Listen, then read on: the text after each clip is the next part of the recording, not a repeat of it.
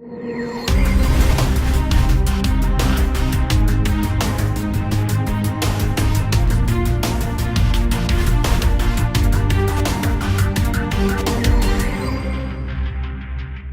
guys and girls, Rob here, back in for part 3 of my Star Trek marathon. Yes, we are now on to the search for Spock of my To Boldly Go, The Road to Beyond series. Yes, I thought The Search for Spock was an amazing movie. That was a brilliant follow-up to The Wrath of Khan. Obviously from The Wrath of Khan, you got the fallout basically, so you got Planet Genesis, which is just being formed. You've got Spock's death, and you know that's like it's the continuation there. So you know the crew of the Enterprise has gone back to Earth,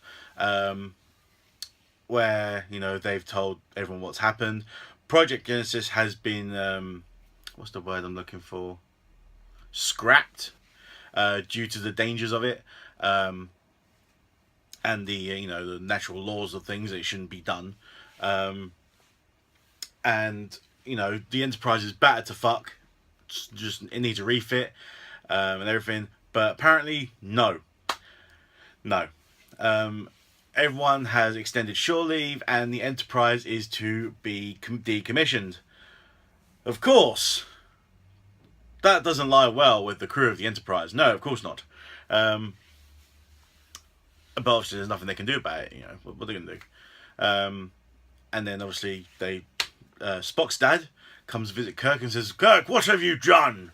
What have you done? Why have you left Spock there? He was your friend and he trusted you. Like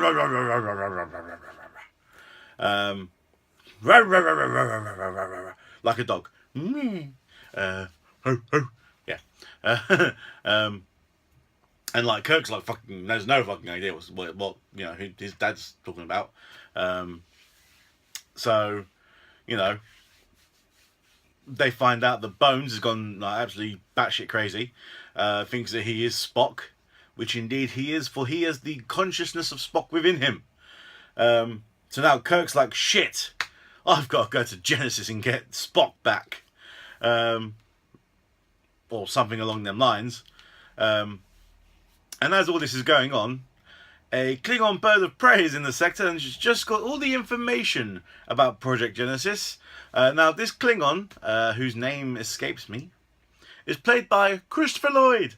And might I say, I don't know whether I would like to say he played an awesome Klingon. Because obviously, he looked like a really posh Klingon. He sounded quite posh as a Klingon. You know, because Klingons are like that, you know, they're quite violent, brutal, ravage nature. And he was like, oh, yes, blah, blah, blah, blah, blah. And I'm like, okay. Of course. So, you know, you got Project Genesis, the Genesis planet, and you've got like the science team, which has David on it. You know, Kirk's son from number 2. And obviously, like, they're looking at the planet, studying the planet, and then they get a life sign. Oh, who's this life sign? What is this? Blah, blah, blah. So they go on the planet, find Spock's coffin, and they find little baby Spock. Little baby Spock. And they're like, what the fuck, this is Spock, what's Spock here doing? And at this point, the Klingon bird of prey has come, like, look, we're here for Project Genesis, give us Project Genesis. And like, they blow up the ship that David was on. But David's on the surface, so it's fine.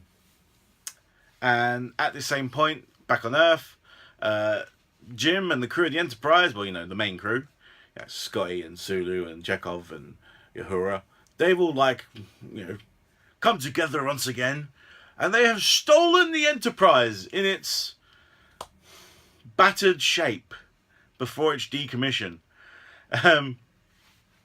And, you know, and they're off.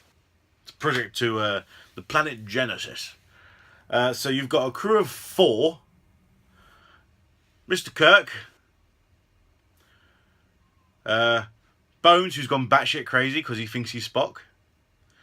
Scotty. Oh, always go Scotty. You got Chekhov over there, and weapons. I think it's the weapons. And Sulu the pilot. Yeah, team of 5, my ad. Team of 5. Piloting an entire spacecraft on their own. Okay. Right, so they're off to Project Genesis. Or to the Planet Genesis. And they get there, and the science ship is not there. What's going on? What's happening here? And then the bird of prey decloaks, and hey, look, it's Klingons! Klingons everywhere! Yay! Well, no, just there. There's one ship. And so, like, you know, Klingons be Klingons. They're now fighting each other, and both ships have been, like, you know, the Enterprise has been battered from before, so it's like extra bad now. And you know, the Klingons are winning, which they are. They're like, all right, come on, board the Enterprise. You can have the ship. I'll give you the info, this and that. But David ends up dying, and this is like the worst acting I've ever seen. So you know, David dies on the planet, and Lieutenant, I think Cervic or something like that, tells like Kirk on the radio, oh yes, David is dead. And Kirk's just like this. He's just like, you killed my son, you bastard. You killed my son, you bastard. You bastard, you killed my son. Sulu, cut comms. And that was it. Like, your son has just died, and you're showing next to no emotion on the fact that your son's just died. He collapsed a tiny bit in the chair, and then he was like straight back up. He's like nothing. He's like, Kirk's just like that. It's like, if your son has just died, you show more emotion than that. Surely. And so obviously you get the Klingons are like, yes, well. So Kirk's like, fine. We'll drop our shields, whatever. You board the Enterprise. I'll give you the information you want. And Klingon's like, yeah, fine, cool. Give us a minute, whatever. And at that point, Kirk's like, right, we're going to self-destruct the Enterprise. Yay! And this is quite a heartbreaking thing, really. Like, you know, you see Kirk put in his self-destruct code, Scotty put in his, and then Chekhov put in his. And then it's just like, wow. And then as the team are teleporting down to the surface of Genesis, the Klingons teleporting to the Enterprise. And once Klingons realise that, oh shit, it's going to explode, the ship explodes. And you just see the disc, the saucer part of the Enterprise fly off, gets destroyed, and then the engine part is going to the Earth's atmosphere and it is disintegrating. You're just like, they just destroyed the Enterprise. Don't just do that. What is wrong with you people? So now they're on the surface. They've got 2 Klingons to contend with, plus Christopher Lloyd. Because Christopher Lloyd is badass. And, you know, Kirk and Christopher Lloyd get into a pretty decent little bit of fisticuffs there, which I enjoyed. But ultimately, you know, Christopher Lloyd dies. Spoiler. No, not Christopher Lloyd. And, you know, the crew with Spock now, take over the Klingon bird of prey.